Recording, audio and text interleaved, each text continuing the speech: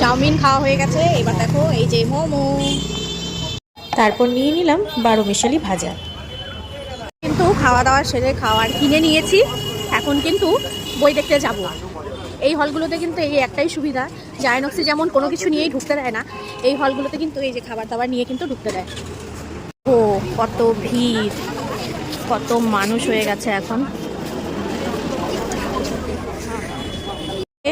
4টার যে শো ছিল সেটা এখন ভাঙলো, এই যে সবাই বেরোলো, এবার আমরা ঢুকবো।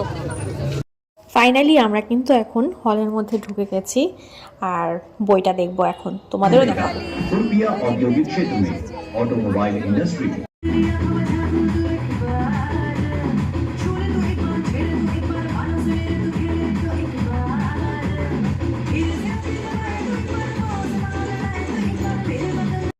জানি তোমরা অনেকেই বইটা দেখে নিয়েছো, তাই আমি আগে বইটা দেখে নিই, তারপরে কিন্তু নেক্সট ব্লগে দেখাবো আর কি কি করলাম। আজকের মতন টাটা।